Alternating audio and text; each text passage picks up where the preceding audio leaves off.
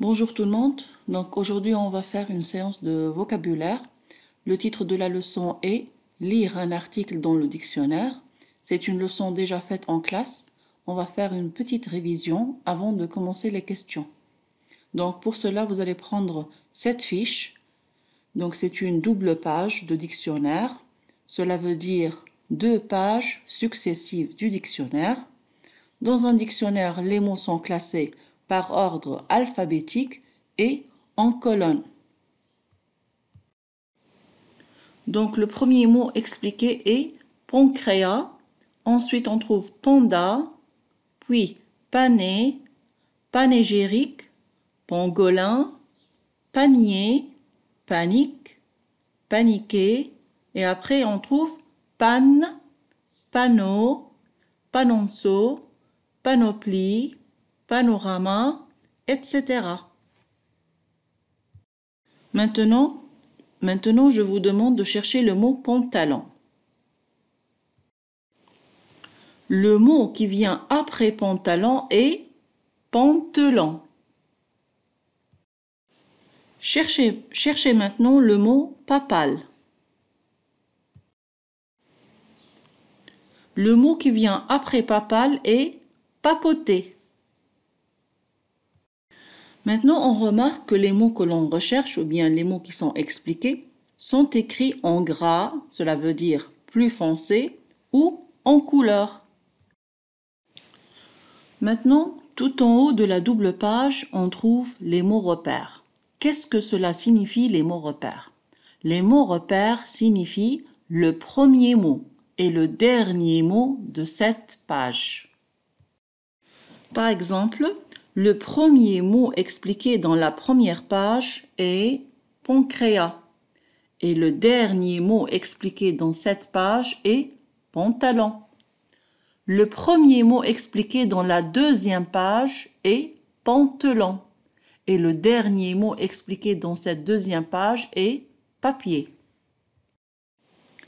Tous les mots expliqués sur cette double page commencent par la lettre P. Donc, est-ce qu'on peut trouver par exemple un mot qui commence par la lettre F? Par exemple le mot faute. Est-ce qu'on peut trouver le mot faute dans cette double page?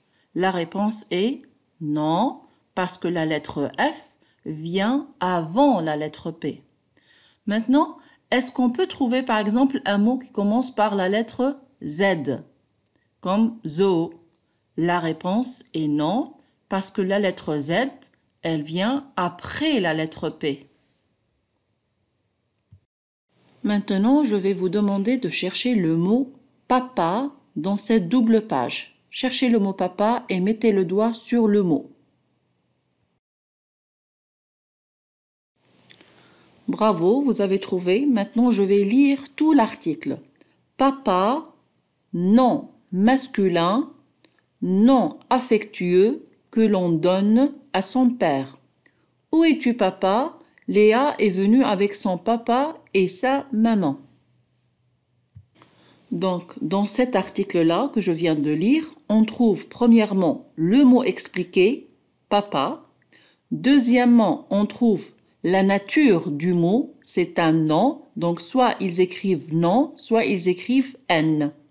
Puis, on trouve le genre du mot, ici c'est masculin, soit ils écrivent masculin, soit ils écrivent la lettre M. Après, on trouve la définition du mot, nom affectueux que l'on donne à son père. Après la définition, on trouve l'exemple ou bien la phrase. Et généralement, elle est écrite en italique. Cela veut dire une écriture penchée.